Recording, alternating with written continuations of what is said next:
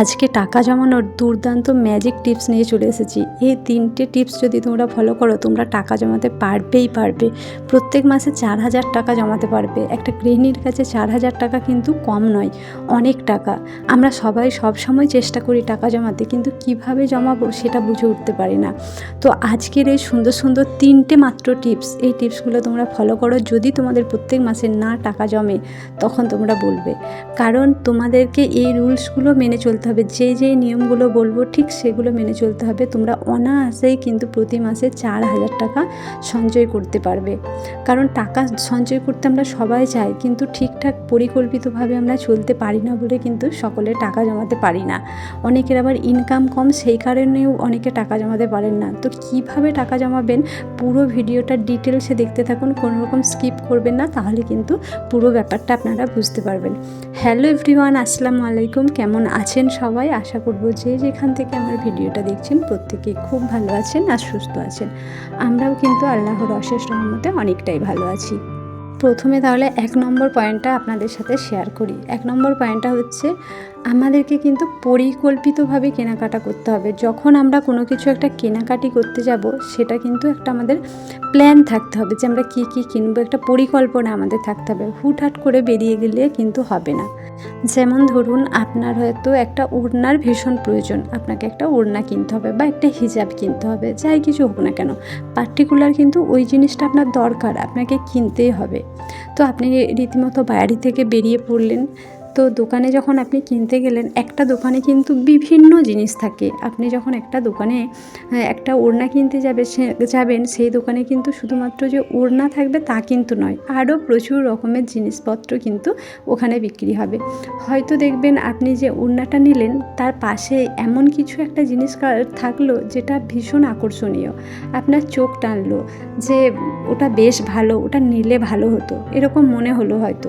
সেই ফাঁকে আমরা কি করি বলুন তো, সেই জিনিসটা কিন্তু নিয়েই বসি। আমার প্রয়োজন নয়, কিন্তু এতটাই নজর কেড়ে গেল, জিনিসটা এতটা আকর্ষণীয় দেখে কিন্তু আমাকে ওটা নিতেই হবে, এরকম একটা ব্যাপার। কি বলুন তো, আপনি যেখানে গেছেন উনি কিন্তু একজন ব্যবসাদার, উনি তো এরকমভাবেই জিনিসগুলো রাখবে যেই জায়গায় কাস্টমারের চোখ পড়বে, এরকম কিন্তু জায়গাতেই জিনিসটা রাখবে, যাতে আমরা গিয়ে চট করে জিনিসটা দেখতে পাই আর পছন্দ করে ফেলি। কি বলুন তো, যেটা সেরা জিনিস সেই জিনিসটাই কিন্তু ওনারা ওনাদের ব্যবসার ক্ষেত্রে কিন্তু এভাবে কাজে লাগান, যাতে ওনাদের ব্যবসাটা খুব ভালোভাবে চলে। তো সেরকম জায়গাতে রাখবে। আপনি জিনিসটাকে নিয়েও নিলেন, আপনার কিন্তু কোনো রকম প্রয়োজন নয়, আপনি নিয়ে নিলেন। এমনকি আপনি হয়তো টাকা নিয়ে যাননি, আপনার কাছে ক্যাশ টাকা সেরকম নেই, অল্প টাকা আছে, আপনি ওই ওড়না কিনবেন সেই অনুযায়ী টাকা নিয়ে গেছেন। কিন্তু অনলাইন, আমাদের তো অনলাইন এখন সবার কাছেই থাকে, তাই না? আপনার ফোনে অনলাইন আছে, আপনি অনলাইনে পে করে দিলেন টাকাটা। তো কী বলুন তো, সেই জিনিসটা আপনার কোনো রকম গায়েও লাগলো না, কারণ আপনি তো অনলাইনে পে করেছেন। আপনি যদি হাতে গুনে দিতেন যে হ্যাঁ এই টাকাটা, জিনিসটা হয়তো ধরুন 1,000 টাকা বা 2,000 টাকা দাম, আপনার খুব গায়ে লাগতো। 2,000 টাকা চলে গেল, আমি একটা 200 টাকার ওড়না কিনতে এলাম।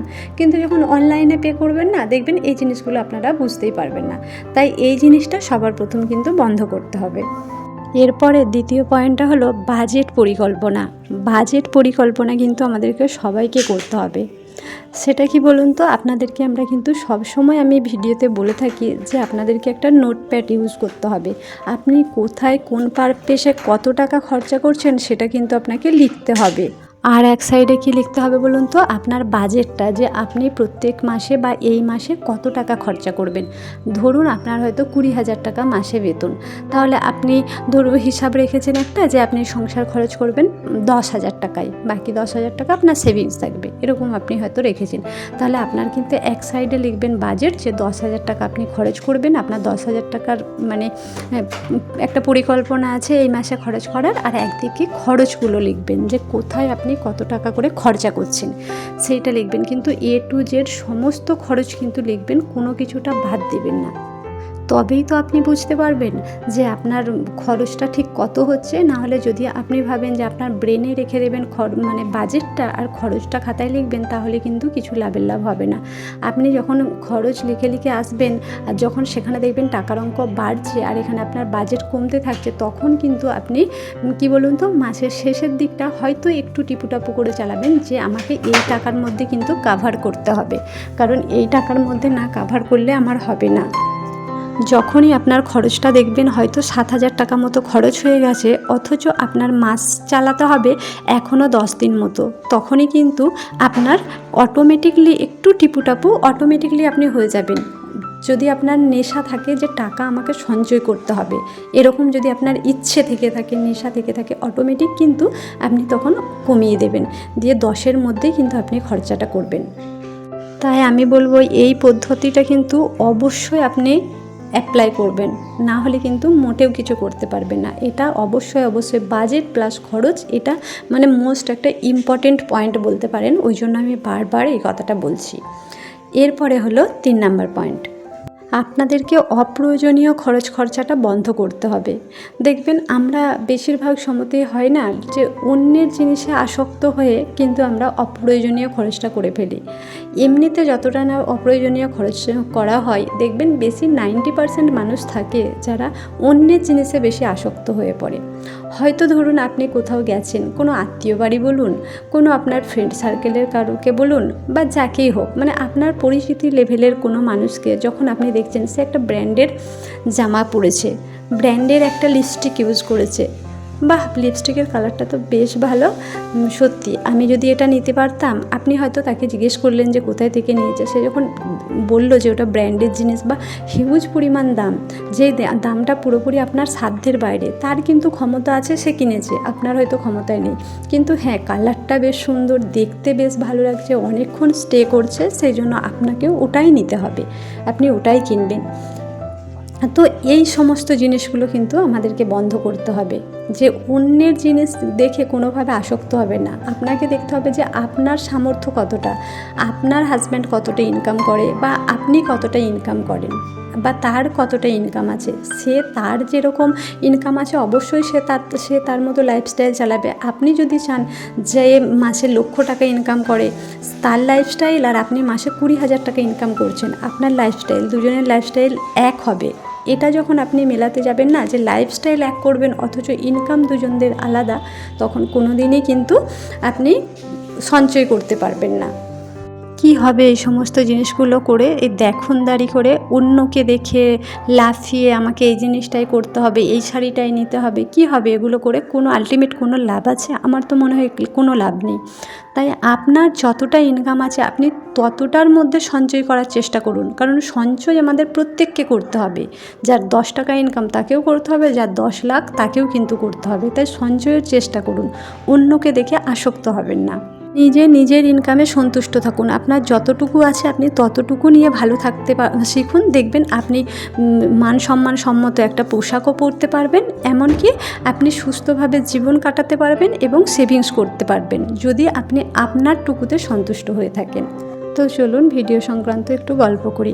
আজকে একটু সুজির হালুয়া বানিয়েছিলাম আর তার সাথে বানিয়েছিলাম রাঙালুর পরোটা।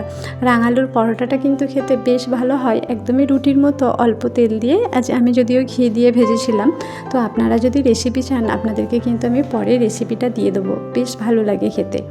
আর এগুলো হচ্ছে আমাদের ঈদের শপিং ছিল, এগুলো তো আর আপনাদেরকে দেখানো হয়নি, তাই ভাবলাম যে আজকে একটু দেখিয়ে দিই। এখানে নেওয়া হয়েছিল বেটুর পাপার জন্য আর বেটুর জন্য, আর আমি নিয়েছিলাম একটা ওড়না আর সাংসারিক কিছু জিনিসপত্র ছিল, বেটুর একটা পেন্সিল বক্স আর একটা ব্যাডমিন্টন নিয়েছিলাম। আমি এখানে ওড়না নিয়েছিলাম, আসলে এখানে চুড়িদার দেখছিলাম, আমার খুব একটা পছন্দ হয়নি বলে আমি ওখান থেকে নিইনি। ওই দিন তো আমরা শপিং মল গিয়েছিলাম, পরে এসে আমাদের একটা এখানে দোকান আছে, ওই দোকান থেকে নিয়েছিলাম। ওই ভিডিও আপনাদের সাথে একদিন শেয়ার করব, শর্ট ভিডিও। আমার যা কিছু কেনাকাটি ওই দিনে করেছিলাম, কসমেটিক্স কিনেছিলাম কিছু, তার সাথে একটা চুড়িদারটা কিন্তু বেশ সুন্দর, আমার দেখেই এক চান্সে পছন্দ হয়ে গেছিলো। বেশ কয়েকটা দোকান ঘুরলাম, কোথাওই পছন্দ হয় না, কিন্তু ওই দোকানে গিয়ে ওই চুড়িদারটা দেখেই আমার ভীষণভাবে পছন্দ হয়ে গেছিলো, নিয়েছিলাম। শর্ট ভিডিওতে আপনাদের সাথে শেয়ার করে দেবো, নাহলে যদি পারি তো বড় ভিডিও যদি শ্যুট করি তাহলে আপনাদের সাথে শেয়ার করব।